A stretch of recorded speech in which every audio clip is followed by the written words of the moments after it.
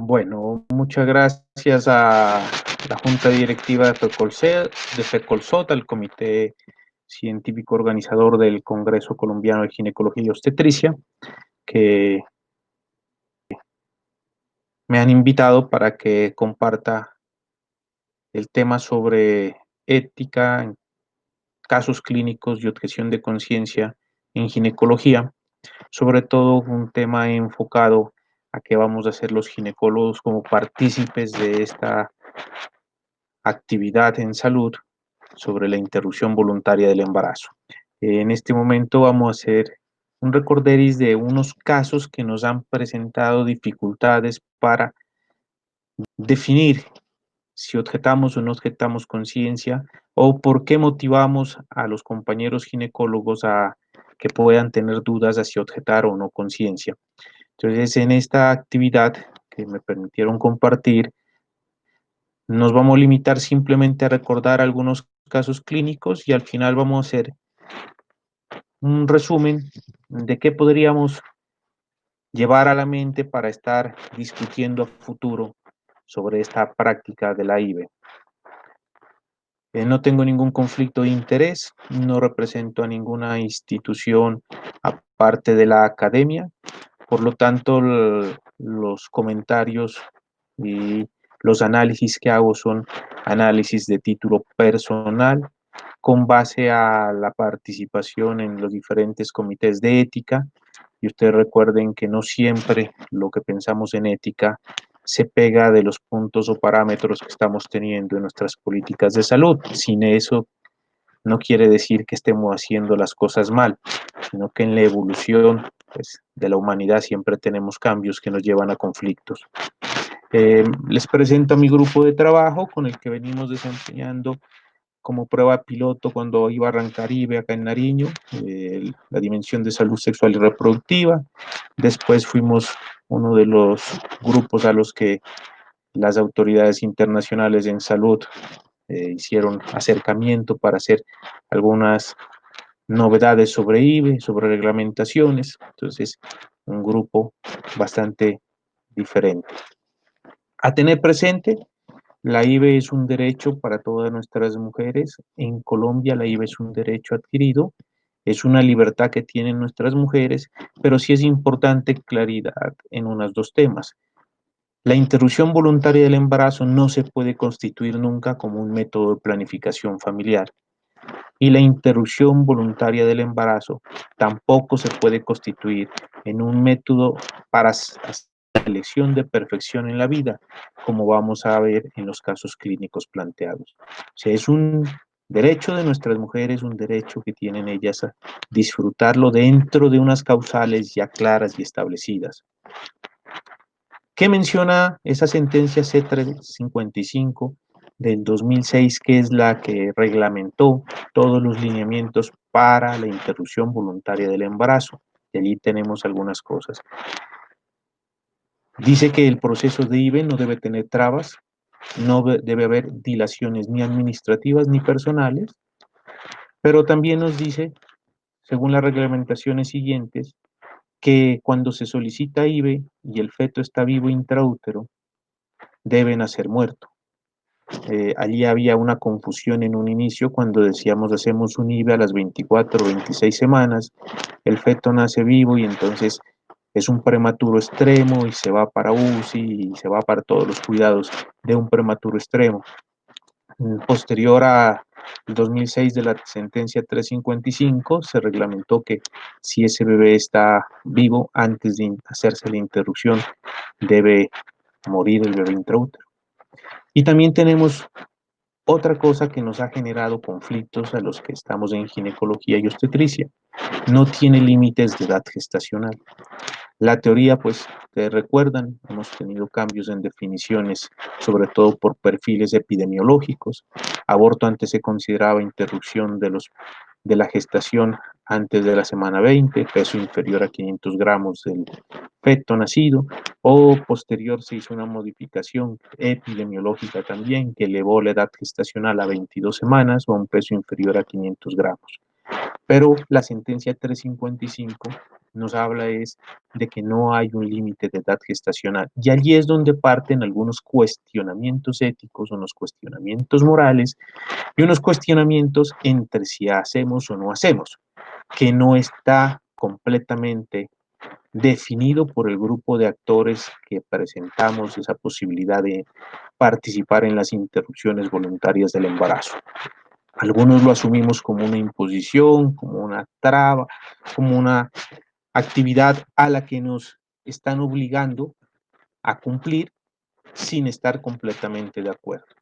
Y es importante definirlo porque tal como hay la evolución de la ganancia en derecho de salud sexual reproductivo, los actores de esto siempre vamos a ser los ginecólogos, porque si se quiere garantizar una interrupción de embarazos en forma segura para esas damas, tiene que ser hecho por personal capacitado. Alguna vez se discutía en algunos grupos de trabajo que se capacitan a grupos de nivel 1, que se pueden capacitar a enfermeras, a médicos generales para interrupción voluntaria del embarazo, pero allí estamos bajando nosotros la seguridad a prestarles una interrupción segura a esas mujeres que requieren de ese servicio. Entonces es importante que todos los ginecólogos vamos definiendo qué posición vamos a tomar frente a esta sentencia y a su planteamiento a futuro. Entonces tendríamos unas diferencias, un aborto versus una interrupción voluntaria del embarazo. El aborto es la interrupción de esa gestación antes de semana 22, en la IVE no tengo edad gestacional. Y el aborto, si el feto al nacer pesa menos de 500 gramos, en IVE no tengo límite de peso. Entonces la interrupción voluntaria de la gestación, conocida con las siglas IVE, no tiene presente como límite esa edad gestacional y no tiene presente el feto con un peso inferior a 500 gramos. ¿Cuáles son las tres causales grandes que la sentencia 355 de mayo del 2006 nos menciona? Primera causal, cuando la continuación del embarazo constituya peligro para la vida o la salud de la mujer certificada por un médico. La segunda causal, cuando exista grave malformación del feto que haga inviable su vida certificada por un médico. Y ahí es donde tenemos dificultades también. La sentencia dice que la malformación fetal sea no viable con la vida, una malformación no compatible con la vida. Y cuando hacíamos la introducción y decíamos que no se debe usar la IVE para perfección de la especie, es que no podemos empezar a encasillar en esta causal malformaciones no compatibles o al encontrar malformaciones fetales, encasillarlas como proceso de salud materno o mental. Entonces, tratar de identificar cuál es la causal y definir qué vamos a hacer. Y la tercera causal es cuando el embarazo es el resultado de una conducta que está debidamente denunciada, constitutiva de un acceso carnal o de un acto sexual, sin consentimiento, abusivo, o que la gestación sea producto de una inseminación artificial o de una transferencia de óvulo fecundado no consentidas, o que esa gestación sea producto de un incesto. En otro espacio vamos a ampliar la parte de la salud materna para IVE. Y entonces la primera era cuando la continuación del embarazo constituya peligro para la vida o salud de la mujer certificada por un médico. Allí se amplió ese motivo de salud, no solamente lo certifica en este momento un médico, porque dentro del espectro de lo que se entiende como salud definido por los organismos internacionales, es un estado de salud orgánica, física, mental, social y de entorno familiar que disfrute esa mujer. Entonces allí ya involucramos la salud mental. Y en salud mental es donde estamos teniendo también dificultades porque en salud mental se están ingresando muchas interrupciones voluntarias de embarazo. Salud mental es muy difícil de definir, por eso ni siquiera se solicita certificado de especialidad en psiquiatría, simplemente que se cuestione, que haya una constancia de que un médico o un psicólogo o un personal que está haciendo la atención en IVE o integrante de esa ruta nos dice que certifica que la mujer tiene una afección en su salud mental. La segunda, cuando exista grave malformación del feto que haga inviable su vida.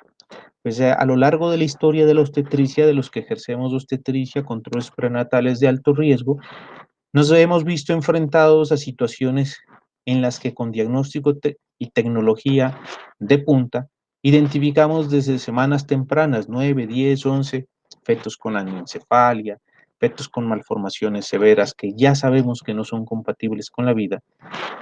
Y a lo largo de la historia pues, se habían hecho esas interrupciones, pero en ese momento, antes de la sentencia, esos feticos con malformaciones tan severas no se clasificaban como una interrupción del embarazo por IVE. En ese momento, antes del 2006, era un acto de algunas escuelas de obstetricia en las que se charlaba con la familia y se le decía, su bebé tiene una malformación tan grave que pues no tendría mucho sentido que siga el embarazo y si sabemos que va a fallecer o si sabemos que ese embarazo puede llegar a complicar su estado de salud, la puede exponer a alguna patología obstétrica de embarazo a término, cosas así, y se interrumpía. Pero en la sentencia, pues ya se reglamentó en el 2006 y queda como una de las causales.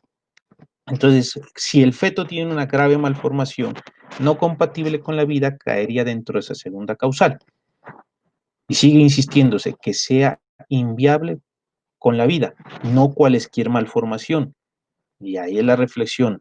Algunos de nosotros hacemos el diagnóstico de malformación fetal y aconsejamos o sugerimos o recomendamos a la señora que podría hacer uso de sus derechos de IVE argumentando salud mental. O sea, no cumple criterio de malformación fetal no compatible, pero la estamos encasillando hacia el otro, hacia salud mental.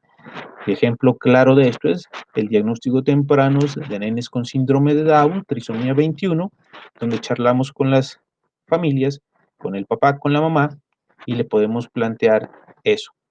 Esa forma de planteamiento sí está dentro de la misma sentencia cuestionado. O sea, o se encasilla en una, pero nosotros como actores de salud no podemos llevar hacia otra ruta a esa mujer. Entonces, la primera causal que fue peligro para la vida se amplió porque en esta causal ya se menciona que se debe reconocer el peligro para la salud, independiente del peligro para la vida. Entonces allí ya cambió el término. Inicialmente decía que ponga en peligro la vida de la mujer gestante.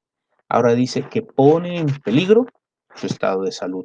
Y allí se nos amplió las posibilidades de interrupciones. Y ahí es donde se hace nuevamente la reflexión. Tenemos que empezar a definir hasta qué punto vamos a seguir insistiendo nosotros en ampliar ese espectro o hasta qué punto vamos a colocar límites. Que eso sí es reflexión para grupo y como FECOLSOD en algún momento tendríamos que definir.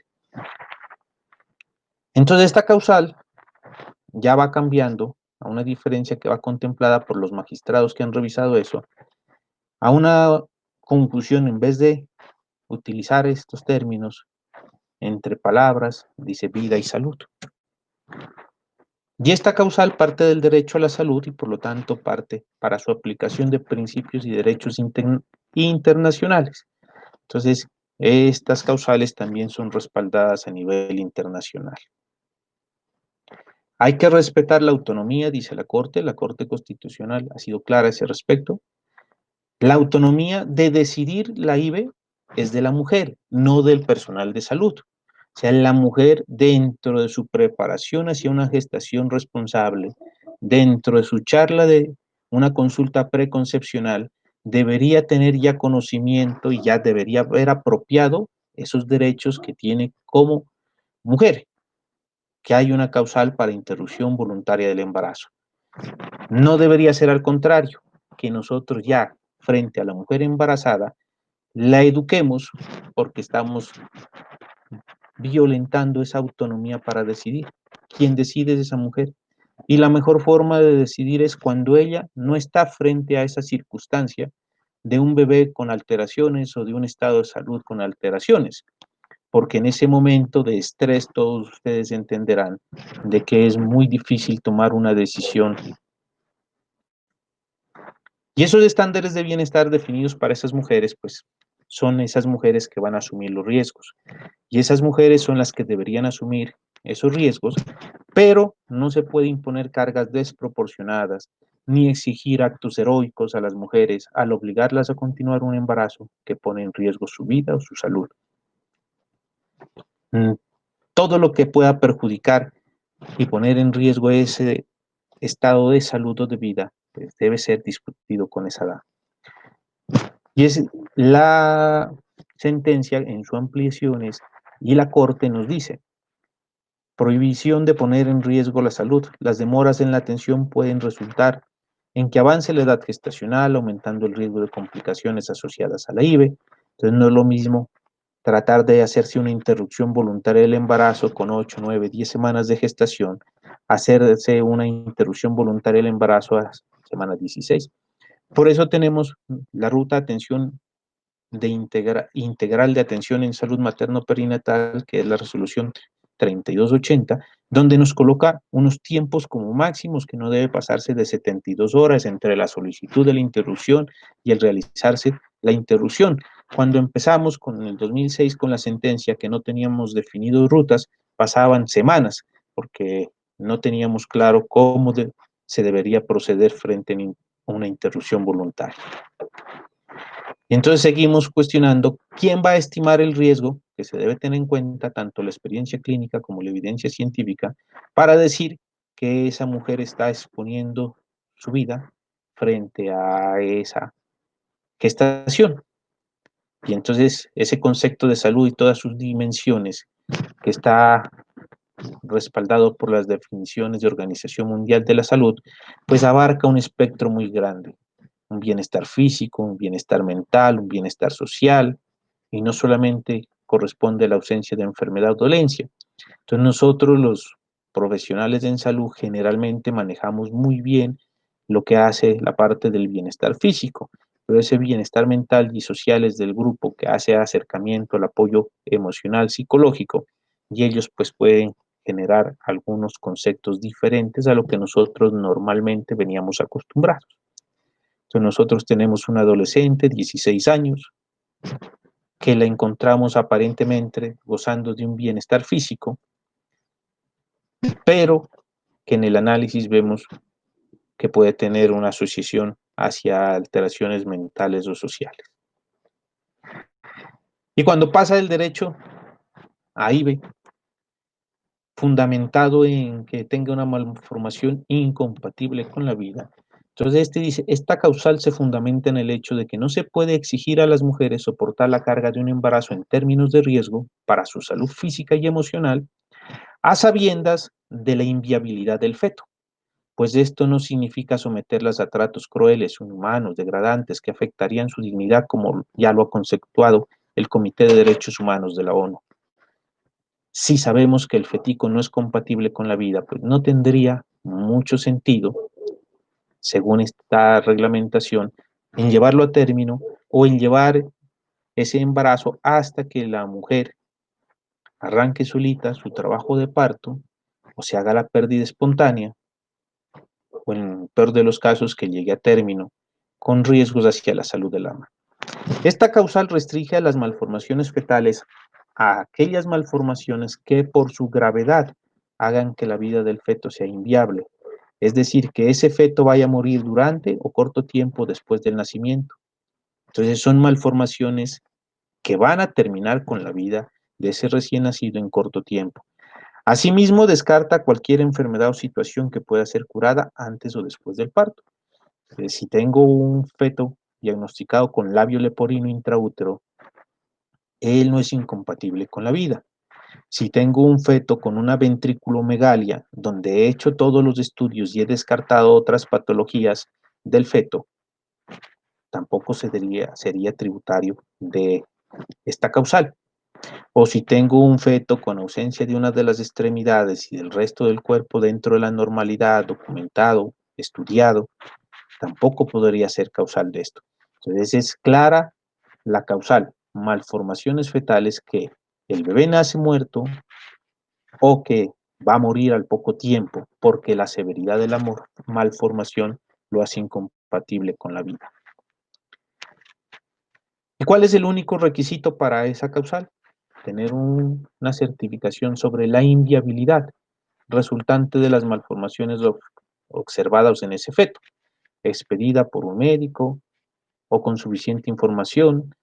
No necesariamente, dice la sentencia, debe ser especialista. Entonces, le llega el reporte de una ecografía obstétrica al médico de control prenatal nivel 1, donde le indica que hay una malformación no compatible con la vida. Ese médico de nivel 1 puede activar la ruta.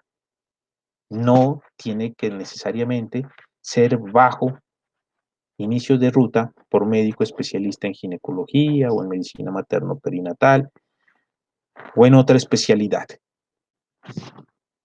Hay que tener en cuenta que existen malformaciones graves que permiten la sobrevida por un tiempo corto, incluso prolongado de una persona. En estos casos no se constituye esta causal, pero tampoco podríamos ignorar la posibilidad de afectación a la salud integral de la mujer como resultado de la continuación de ese embarazo. Entonces, ahí se constituye en una clara situación que se encamina hacia la primera causal, salud materna. Y ahí es donde definimos quién orienta a esa mujer a la que le realizan un estudio ecográfico donde identifican una malformación no incompatible con la vida, a que ella sugiera que por salud mental quiere pasar a la primera causal para interrupción de ese embarazo. En el que no hay mucha dificultad inicialmente es en las gestaciones que son resultado de cualquier forma de abuso sexual. Y les menciono, no hay mucha dificultad inicial porque en el momento en que se solicita esa interrupción sí hemos tenido dificultades. A lo largo de estos años ha sido hasta de conocimiento público por los sistemas de comunicación casos en los que llegan mujeres en edades avanzadas a solicitar por el motivo de esta causa la interrupción. Entonces esa violencia sexual pues debería ser abordada, educada, con todas las rutas para atención de mujeres con violencia sexual. Y siguen los papeles que teníamos en algún momento en los que había unas dificultades cuando se sugería que se debería hacer la interrupción por esta causal, cuando exigíamos nosotros las denuncias, ¿no? Entonces, para realizar eso, exigíamos que vengan con orden de juez, de fiscalía. Hemos progresado ahora la activación de la ruta, la hace la institución tiene que garantizar que vayan a ese lugar a recibir la denuncia, no que la mujer que se queja de que fue agredida tenga que ir a las instituciones legales a generar la denuncia. Entonces vamos cambiando. Entonces antes les pedíamos a la mujer que lleve el soporte de esa denuncia que fue agredida sexual. Ahora ella nos solicita esa interrupción y en las instituciones se activa la ruta para IBE y la institución es la que tiene que llamar a las autoridades para que vayan a tomar esa denuncia. Para el caso de las menores de 14 años, pues según nuestro sistema penal se presume que eso es un abuso sexual. Y asimismo, para las mujeres con discapacidad no es exigible la presentación de interdicción, ya que dicho requisito se puede constituir en una carga desproporcionada que puede dilatar esa prestación del servicio. Entonces pasamos a los casos clínicos. Malformación fetal. Entonces llega la embarazada con un reporte ecográfico, con una biometría de 25 semanas, con un peso fetal estimado en 780 gramos, aparenta agenesia del cuerpo calloso, se describe ventriculomegalia bilateral, unos huesos largos cortos y el resto aparentemente normal. Entonces, en ese momento que tenemos el informe ecográfico, hacemos conocer de que esto puede ser tributario de una interrupción voluntaria del embarazo o es necesario que se estudie primero la naturaleza de esas alteraciones, la complejidad de esas alteraciones, o es necesario que descartemos otras patologías antes de solicitar la IBE. Y ahí viene una discusión. Entonces, solicitamos más exámenes, valoración por medicina materno-fetal, estudiamos qué más pueda tener el bebé o simplemente por ese hallazgo ecográfico activamos la ruta. Otro caso, Estudio ecográfico reporta biometría de 28 semanas, un peso fetal estimado de 820 gramos. Está creciendo por debajo de percentil 5, o sea, estaríamos con una restricción de crecimiento. Se describe que tiene unos huesos largos cortos, que tiene una calcificación en el ventrículo izquierdo, que presenta una placenta hipermadura y el resto aparentemente normal. Una reflexión igual que el caso previo. Seguimos estudiando para documentar o en ese momento le decimos a la señora, tiene una malformación su bebé, tiene estas complicaciones, podría solicitar IVE. Entonces, definir cómo vamos a hacer esas rutas. Tercer caso, un estudio ecográfico con un feto único vivo, una biometría de 25 semanas con polidramnios, un ILA de 22. Al examen de cara fetal se aprecia defecto en labio superior con compromiso de paladar. El resto aparenta normal. Entonces, creemos que puede ser un labio leporino, un paladar hendido. Ese es causal para interrupción del embarazo por malformación fetal. No, ya revisamos cómo es declara la sentencia, pero sí podría la mamá decir que va a tener tantas dificultades, un peso emocional tan fuerte, que podría sugerir una interrupción por salud mental. Y allí es donde se está cuestionando en este momento hasta qué punto vamos a ser partícipes en esas orientaciones para tratar de buscar una selección hacia perfección de la especie humana. Una malformación fetal, paciente de 16 años con un informe ecográfico de feto único vivo, una biometría de 16 semanas, un peso estimado de 180 gramos. Se aprecia una pielectasia bilateral y una megavejiga. Hacemos más estudios para documentar incompatibilidad con la vida o con ese informe ecográfico activamos ruta y solicitamos IVE. La sentencia 355 pues nos dice que en esas damas menores de edad que fueron accedidas en forma violenta, pues esa es una interrupción. Y allí viene, acude a control de nivel 1, una paciente de 16 años que solicita IVE por haber sido agredida sexualmente hace 6 meses. No presentó denuncia previa por miedo. Al examen físico la altura del útero es de 25 centímetros y se ausculta una fetocardia de 136. Activamos la ruta de IVE. Y allí es donde hay muchos actores del sistema en que cuestionan por qué dejamos pasar 6 meses para llegar a tener un feto tan grande y sugerir la interrupción voluntaria. Y allí vienen dos cuestiones dentro de esta reflexión sobre la sentencia. Sabemos que fue agredida sexualmente y es una causal, pero fue agredida sexualmente y se nos complica a los que van a practicar la IVE que el feto ya es muy grande.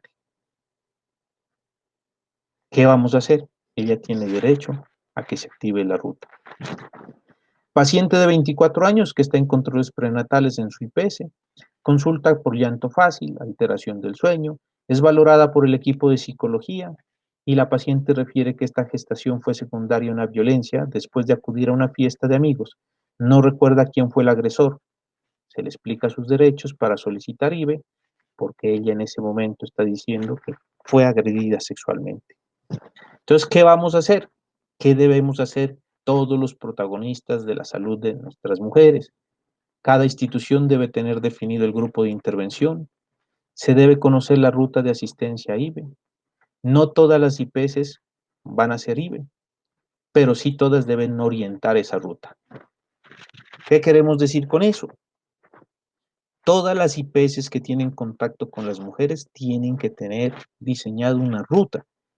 El diseñar una ruta para interrupción voluntaria del embarazo no significa que ellos sean la IPS ejecutora de la IVE, pero sí es la IPS que si llega esa mujer a solicitar interrupción, tenga la ruta para orientarla hacia su EPS, hacia su aseguradora en salud o hacia otra IPS, tratando de que no superemos las 72 horas entre la solicitud y la interrupción. Y aparecen esos conflictos éticos terribles. Entonces, un principio ético del médico es preservar a toda costa la vida de esa persona. Ese es un principio ético. ¿Que tiene cambios ese principio ético? No, el principio ético se mantiene, Los principios morales sí somos los que cambiamos socialmente. Entonces, en nuestro sistema de salud, pues socialmente ya tenemos unas causales para interrupción voluntaria del embarazo. Simplemente recordar que esas partes éticas en el ejercicio de la medicina vienen desde la antigüedad. Entonces, en el texto que se traduce como original del juramento hipocrático, entonces allí nos dice, haré uso del régimen en beneficio de los enfermos según mi capacidad, mi recto entender, y si es para su daño e injusticia, no lo haré, y será impedido. A nadie daré, aunque me lo pida, un remedio mortal, ni tomaré la iniciativa de proponer una cosa así. Del mismo modo, tampoco proporcionaré a una mujer un pesario abortivo. Desde la antigüedad, pues, que son los que nos generan unas directrices en lo que es el sistema médico en salud, ya nos generan unos conflictos éticos y morales. Nuestro juramento clásico, pues, no permitir jamás que entre el deber y el enfermo se interpongan consideraciones de raza, de religión, de nación, de partido clase, y tener absoluto respeto por la vida humana desde el instante de la concepción. Éticamente podría considerarse. Ahí viene un dilema bioético. ¿Desde qué momento le doy derechos a ese producto de concepción? ¿Y desde qué momento nuestro sistema garantiza derechos a ese feto? Pues nuestro sistema jurídico dice que desde el momento en que nace goza de derechos, pero antes de nacer no, pero nos dejan entonces a los médicos, si hay que preservar esa vida desde el momento de concepción, ¿qué vamos a hacer hasta que nace? Nos dejan en unos dilemas bastante. Es una difícil tarea para definir qué vamos a hacer, pero hay que empezar a cuestionarnos qué vamos a hacer. Cada vez las mujeres son más conocedoras de sus derechos en salud sexual y reproductiva y cada vez esas damas solicitan más que se respeten sus derechos en salud sexual y reproductiva. Y es importante definir nosotros como ginecólogos y actores en el sistema qué rutas vamos a seguir. Gracias.